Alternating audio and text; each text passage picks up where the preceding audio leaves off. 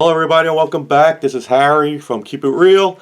This is my Shogun review of episode 4. The name of this episode is The Eightfold Fence. This is going to be a quick review because this episode to me was one of those filler episodes because there's really nothing much happening. The episode takes place where the first episode started, where Blackthorn ship and crew is. And he wanted to get back onto his ship and free his men because they have a bargain going on with Toranaga saying that he could have his ship back as well as his men freed if he teaches them how to fight in case of this impending war that's going to start. Toranaga is hardly in this episode. He just makes a speech to the townspeople, then he takes off, leaving his son to pretty much to oversee the training of his men, his soldiers, because, like I said, the promise of Blackthorn was supposed to train his men in fighting of, I guess, the European style of fighting instead of the Japanese style, to use how to use the guns, the hand-to-hand combat differently than what they're used to. Blackthorn, in turn, does not really know how to fight with guns and stuff like that because he was really just a sailor. He doesn't know that type of fighting. What he does know is naval fighting. So he teaches the men, the soldiers of Toranaga, how to fire cannons. So he's been teaching them over a month how to shoot cannon balls from land and say, because that's what he knows.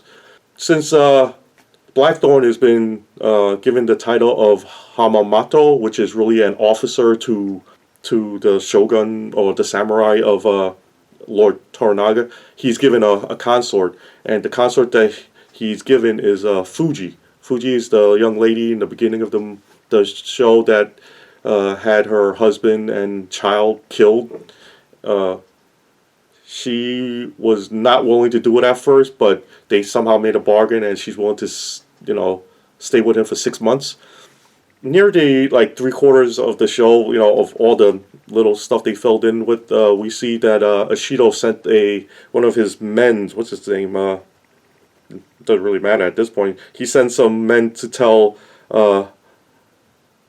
Lord Yobashiki to come back to Osaka because they want him to show his allegiance to Oshido.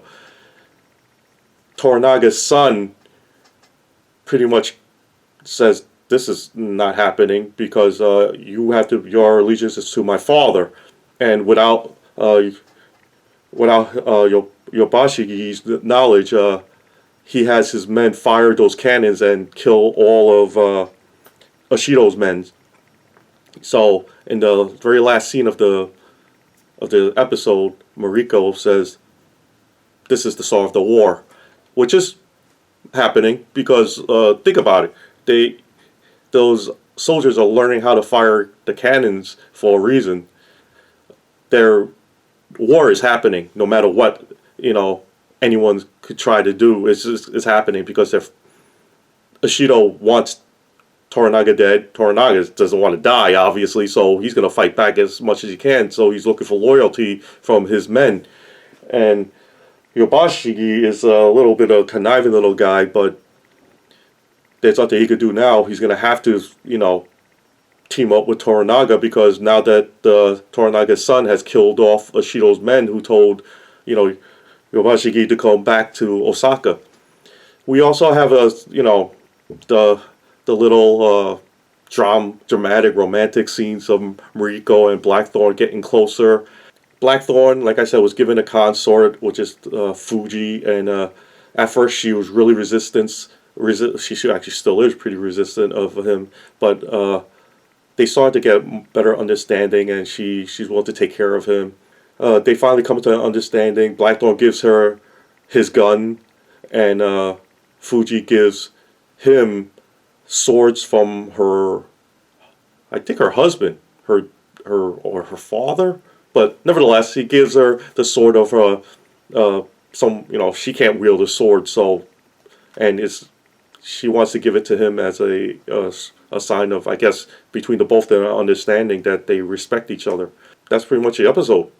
Not really much happening besides if you just cut off all the dramatic romantic scenes, the filler stuff. This episode will be very short. But the only thing that we know now is that war is definitely starting, and I can't wait for that part to happen because I think that's why you're watching this whole show.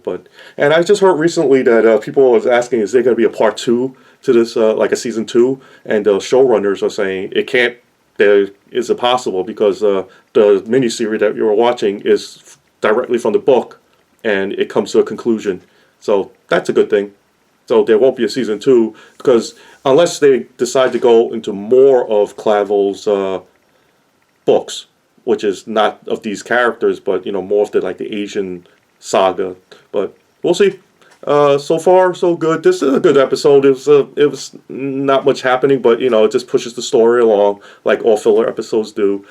But I hope if I spoiled it for you, I'm sorry, but you know me, I give spoilers. But nevertheless, give us a like, give me a comment, let me know what you think about the videos that we're putting out, and talk to you next time. Thank you. See you next week.